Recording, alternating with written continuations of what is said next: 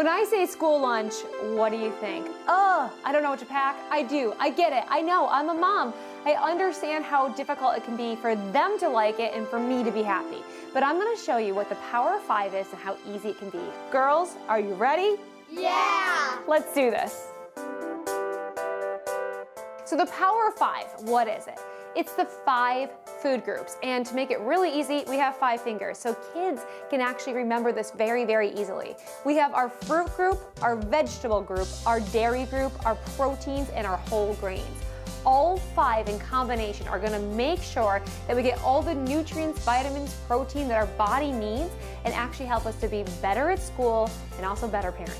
We're going to start with our fruit group. Now we have our apples and peaches. They are absolutely delicious. They're in season, they're local, the kids love them, they're sweet and delicious.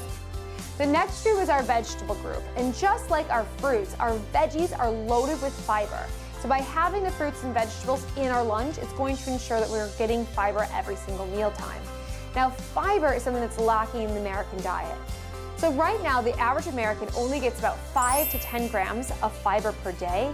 We should be up to 25 to 30 grams of fiber a day. We're greatly lacking. It's because we're not getting in these groups. All right, so now we are on to our dairy group. And dairy is really important because it has protein, it also has calcium. Calcium helps to build those bones, and that protein is going to help their little muscles. It's also going to help us stay satisfied. So when we give our kids and we give ourselves protein, it helps us stay satisfied longer. So here we have our cheese. They have these little packs you can actually take with you. Really easy and convenient to be able to throw in the lunch pail. And same with the Greek yogurts. Now I do like the Greek more than the conventional just because it has less sugar. But you can go with a little bit of the flavor if kids like them. I like having the variety pack, so once again, they can go in the refrigerator and kind of choose what they want to have.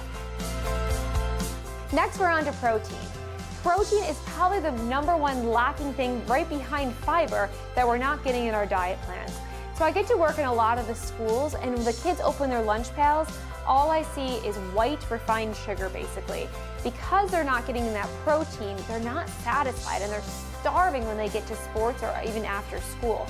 Adding in nuts can be another great way. So almonds are absolutely loaded with nutrients and vitamins. They have protein, they have more fiber, just like we talked about in our fruits and veggies, and they're good for them. They have now these resealable packs, and my daughter keeps this in her backpack when she goes to soccer practice too.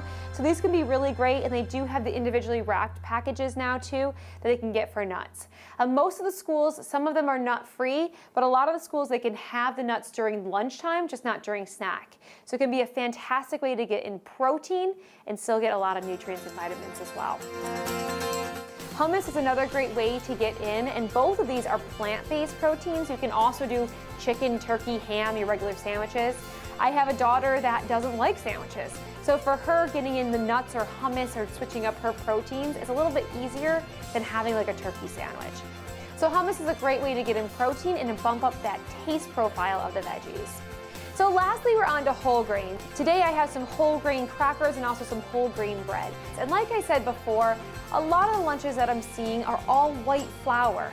This is a problem because the kids can't concentrate on white flour. So when we have a whole grain, there's actually 3 parts in that grain. There's a bran, a germ, and an endosperm. And when we have enriched white flour, the bran and the germ have been stripped off and we're just left with the endosperm, basically meaning that we're left with pure sugar.